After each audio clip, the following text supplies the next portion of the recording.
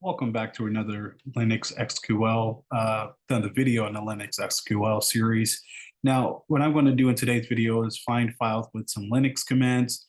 Now, previously I talked about Linux and how it how a security professional or any IT professional would use it, communicate with the OS through the shell. Now, I also talked about how some of the core commands to navigate the Linux file system and read content from a file that it contains. Now, these are essential skills, like for example, when like investigating some unauthorized access, which we'll see here in a moment, a security professional or myself might navigate to and then read a user access report, right?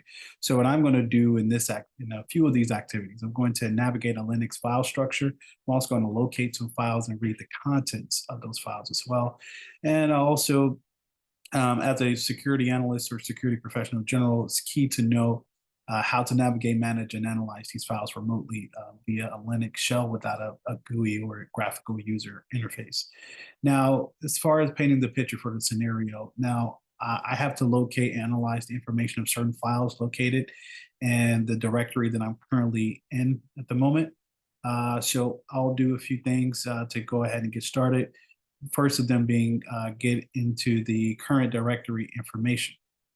So what I'm doing is I'm going to use some commands to check the current working directory and list of contents, right? So let me actually change the directory that I have here, because I need to be here.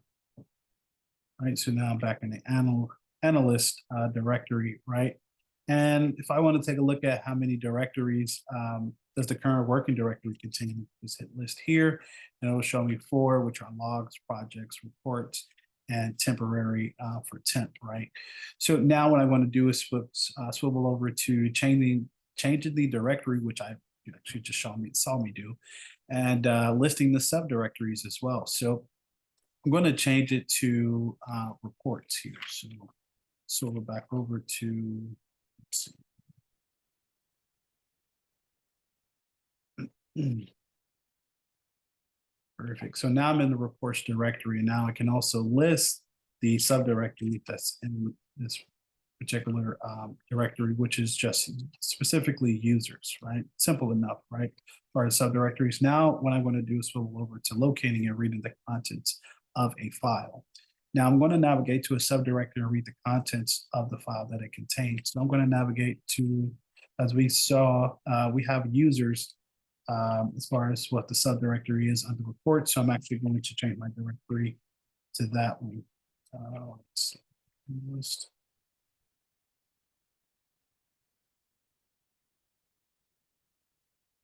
All right, there we go. Now I'm in the users subdirectory. All right, so now I'm going to list the files that's inside.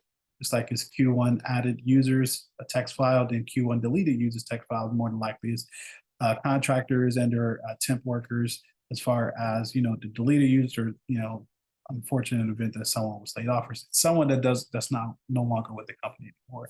And added users are folks that we brought on board as far as the enterprise. So I'm going to now list the files that are, I'm going to list the files, which I believe I already did. Yeah, the added users, entire brain. Now I'm actually going to display the contents that are in the added users file. So I'm going to use the concatenate command here. So added.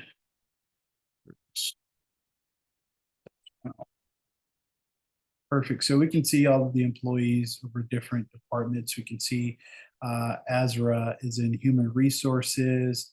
We can see employee IDs, things of that nature, like Mr. Reed. Is that when I read it correctly? This employee ID is 1104, right? So we can see a few different things as far as the files within the subdirectory, and as showcased here. Now, I'm going to swivel over again to navigating a directory and locating a file. So I'm just going to navigate to a completely new directory, locate a file, and then examine the contents of the file in particular. So I'm going to actually navigate to the logs file that we saw at the beginning. So let's see. There we go. Now I'm in the log file. Now I'm going to look at the name of the file that it contains, which looks like server underscore log. So I'm going to concatenate that. Actually, I'm not going to do that. because let's say I want to look at only a specific amount of lines for whatever the file contains. So I'll show you the difference, right? So if I just concatenate it, right? Server, underscore logs, text file. It's going to show me everything that it has. But if I use a different, actually, let me figure this out. Right, perfect. If I use a different command, if I use, let's say, the head command, right? And I do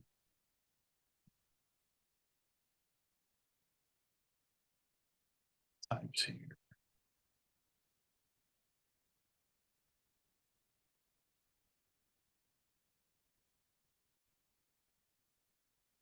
All right, there it is. So if I use the head command with this particular file,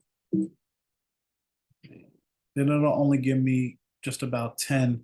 If you count them here, 1, 2, 3, 4, 5, 6, 7, 8, 9, 10. It'll just give me 10 instead of everything that's in the file.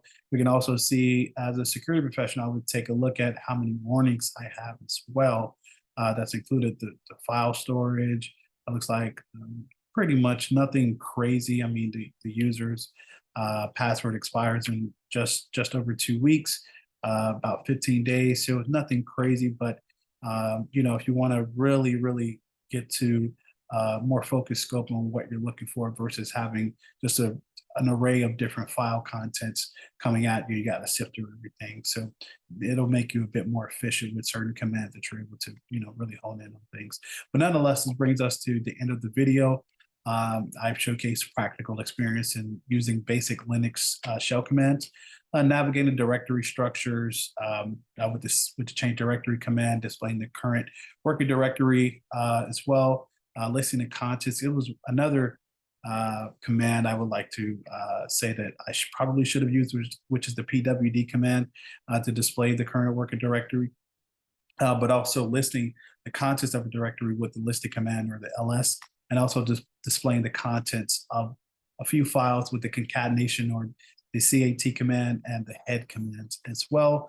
And of course, navigating through directories and reading file contents are fundamental skills that I'll often use when communicating through the shell. Again, this has been another video with finding files with Linux command. Hopefully I'll see you in the next one. In the meantime, stay curious, stay secure.